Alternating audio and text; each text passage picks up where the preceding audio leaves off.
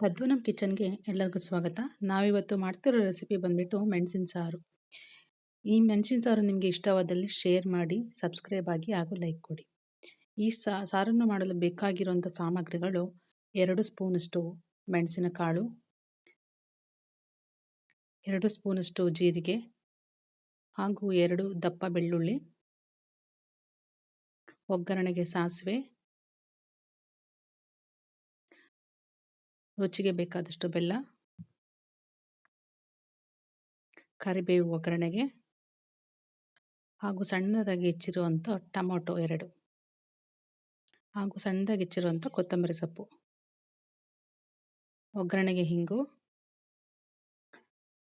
ನಂತರ ರುಚಿಗೆ ಹುಣಸೆಹಣ್ಣು, 2 ಸ್ಪೂನಷ್ಟು ತುಪ್ಪ, ರುಚಿಗೆ ಉಪ್ಪು. ಮೊದಲನೇದಾಗಿ ಒಂದು ಮಿಕ್ಸಿ ಜಾರನ್ನು ತಗೊಬೇಕು.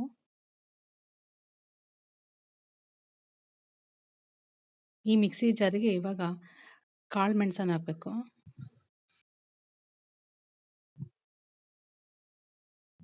ಜೀರಿಗೆ,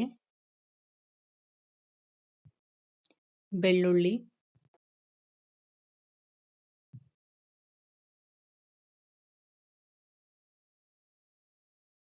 ಸ್ವಲ್ಪ ಕರಿಬೇವು,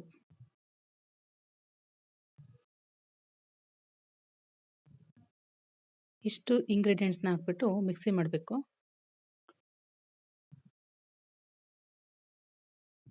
ಇವಾಗ ಇದಾಗಿದೆ.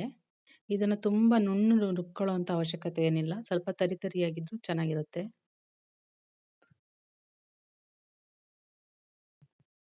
ಇಷ್ಟು ರುಬ್ಕೊಂಡ ನಂತರ ಒಲೆ ಮೇಲೆ ಒಂದು ಪಾತ್ರೆ ಇಡಬೇಕು.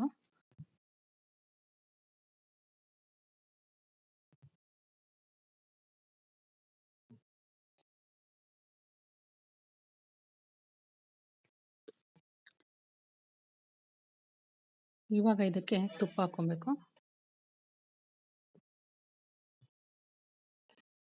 ತುಪ್ಪ ಸ್ವಲ್ಪ ಬಿಸಿ ಆದ ನಂತರ ಸಾಸಿವೆನ ಹಾಕಬೇಕು, ಜೀರಿಗೆ ಹಾಗೂ ಹಿಂಗು.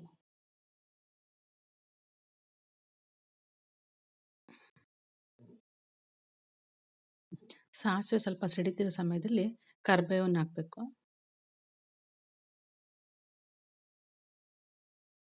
ಈ ಕರಿಬೇವು ಸ್ವಲ್ಪ ಫ್ರೈ ಆದಮೇಲೆ ಸಣ್ಣದಾಗಿ ಚಿಟ್ಕೊಂಡಿರೋಂಥ ಟೊಮೊಟೊನ ಸೇರಿಸ್ಬೇಕು.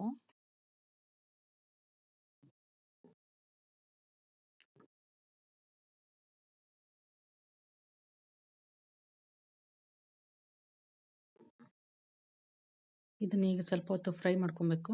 ಟೊಮೊಟೊ ಸ್ವಲ್ಪ ಬೇಯಬೇಕು.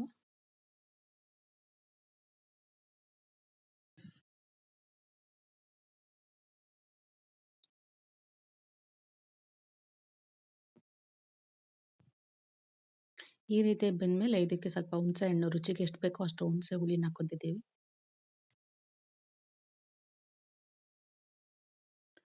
ನಂತರ ರುಚಿಗೆ ಎಷ್ಟು ಬೇಕೋ ಅಷ್ಟು ಬೆಲ್ಲವನ್ನು ಹಾಕ್ತಿದ್ದೀವಿ.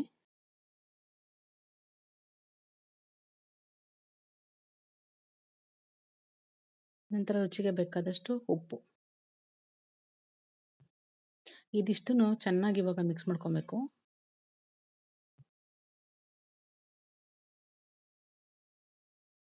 ಇದಿಷ್ಟು ಮಿಕ್ಸ್ ಮಾಡ್ಕೊಂಡ್ಮೇಲೆ ನಾವು ರುಬ್ಬಿಟ್ಕೊಂಡಿರುವಂಥ ಪೌಡರನ್ನು ಇದಕ್ಕೆ ಮಿಕ್ಸ್ ಮಾಡಬೇಕು.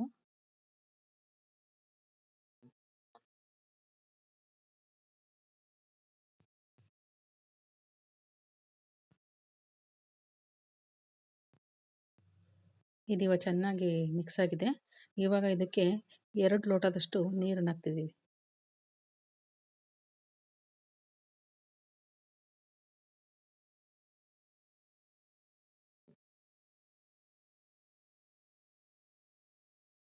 ಇದಿಷ್ಟನ್ನು ಚೆನ್ನಾಗಿ ಮಿಕ್ಸ್ ಮಾಡಿಬಿಟ್ಟು ಇದನ್ನು ಒಂದು 5 ನಿಮಿಷ ಕುದಿಸ್ಬೇಕು.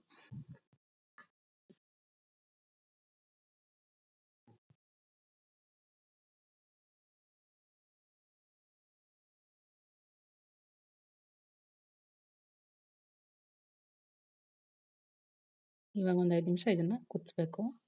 ಇದು ಕುದಿಸಿದಾದ ನಂತರ ನಮ್ಮ ಮೆಣಸಿನ ಸಾರು ರೆಡಿ ಆಗುತ್ತೆ. ಅನ್ನದ ಜೊತೆ ಸವಿಯಲು ಶೀತ, ಜ್ವರ, ಕೆಮ್ಮು ಈ ಥರ ಟೈಮಲ್ಲಿ ಸವಿಯಲು ತುಂಬ ಚೆನ್ನಾಗಿರುತ್ತೆ.